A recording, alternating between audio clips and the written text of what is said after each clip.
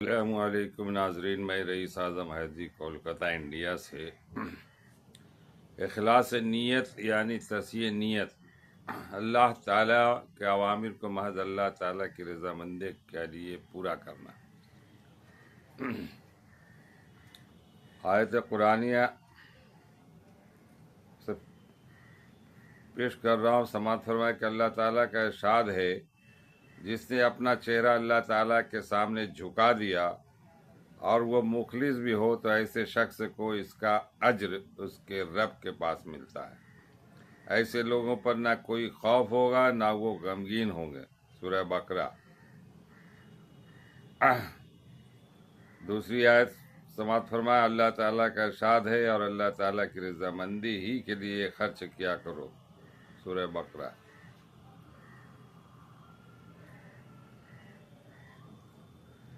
حضرت ابو ہریرہ رضی اللہ تعالیٰ عنہ فرماتے کہ رسول اللہ صلی اللہ علیہ وسلم نے ارشاد فرمایا، بے شک اللہ تعالیٰ تمہاری صورتوں اور تمہارے مالوں کو نہیں دیکھتے بلکہ تمہارے دلوں کو اور تمہارے اعمال کو دیکھتے ہیں۔ مسلم۔ فائدہ یعنی اللہ تعالیٰ کے یہاں رضامندی کا فیصلہ تمہاری صورتوں اور تمہارے مالوں کی بنیاد پر نہیں ہوگا بلکہ تمہارے دلوں اور اعمال کو دیکھ کر ہوگا کہ دل میں کتنا اخلاص تھا۔ حضرت عمر بن خطاب رضی اللہ تعالیٰ عنہ فرماتے کہ میں نے رسول اللہ صلی اللہ علیہ وسلم کو یہ ارشاد فرماتے ہوئے سنا، سارے اعمال کا دار و مدار نیت ہی پر ہے اور آدمی کو وہی ملے گا جس کی اس نے نیت کی ہوگی۔ لہذا جس شخص نے اللہ تعالیٰ اور اس کے رسول کے ہجرت کی، اس کے رسول کے لیے ہجرت کی، یعنی اللہ تعالیٰ اور اس کے رسول کی خوشنودی کے سوا اس کی ہجرت کی کوئی اور وجہ نہ تھی تو اس کی ہجرت اللہ تعالیٰ اور اس کے رسول ہی کے لیے ہوگی، یعنی اس کو اس ہجرت کا ثواب ملے۔ اور جس شخص نے کسی دنیاوی غرض یا کسی عورت سے نکاح کرنے کے لیے ہجرت کی تو اس کی ہجرت اللہ تعالیٰ اور اس کے رسول کے لیے نہ ہوگی بلکہ جس دوسری غرض اور نیت سے اس نے ہجرت کی، اللہ تعالیٰ کے نزدیک اس کی ہجرت اسی غرض کے لیے سمجھی جائے گی۔ اس سے ایک بات سمجھ میں آئے کہ نیت کے اوپر سب دار و مدار ہے۔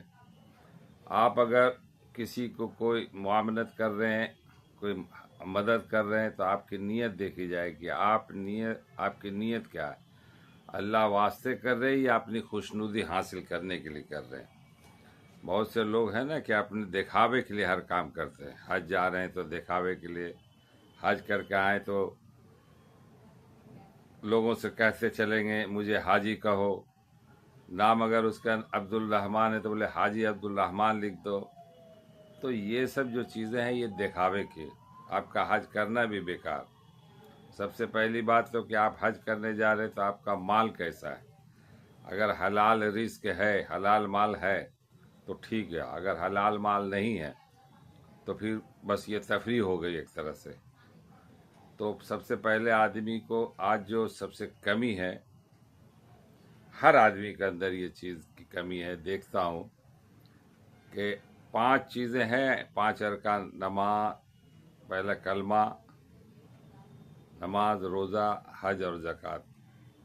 یہ تینوں یہ جو چیزیں ہیں 5 بنیاد ہیں اسلام کی، مگر اگر آپ نے حلال کمائی سے نہیں کیا حج، حلال کمائی سے نہیں کیا روزہ، حلال کمائی سے آپ بدن میں کپڑے نہیں پہنے، حلال کمائی سے آپ نے معاملات کو صحیح نہیں رکھا تو سب بیکار ہو گیا۔ سب سے پہلے حلال۔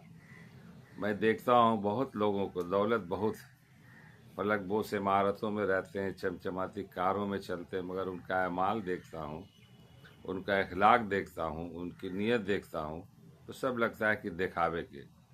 یہ دکھاوے کی کب ہوتی ہے؟ جب آدمی کے اندر وہ جائز مال نہیں ہے تو دکھاوا تو ہوگا ہی ہوگا۔ جو جائز کمائی کرنے والے ہیں اللہ تعالیٰ اسے بھی نواز رہے ہیں، ایسی بات نہیں ہے۔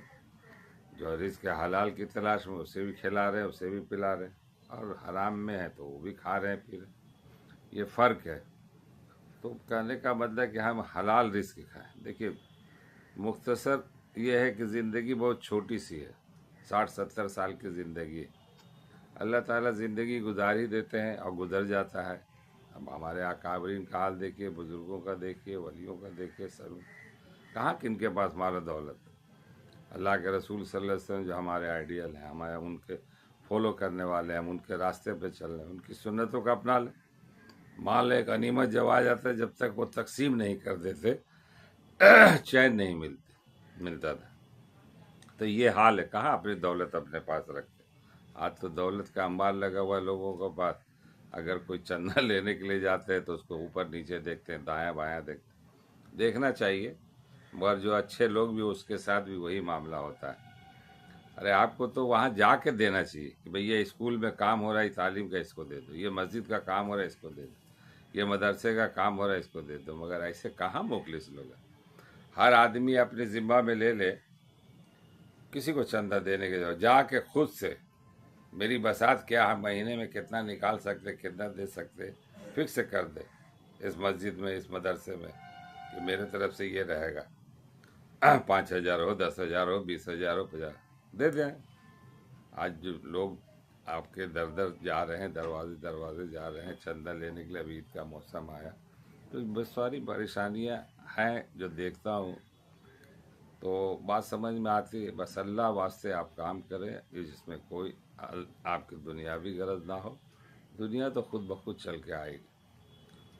اللہ کسی کو بھوکا نہیں اٹھاتا ہے، بھوکا نہیں سلاتا ہے، بھوکا اٹھاتا ضرور ہے، بھوکا نہیں سلاتا۔ پھر صبح سے رزق کیا، پرندوں کو دیکھیے، ہر روز نکل جاتے اپنے رزق کی تلاش میں۔ ہمیں بھی اللہ تعالیٰ رزق دے، ہم اشرف المخلوقات میں سے ہیں، تو ہمیں کیوں چھوڑ دیں گے؟ بہرحال اللہ تعالیٰ ہم لوگوں کو عمل کرنے کی توفیق عطا فرمائے۔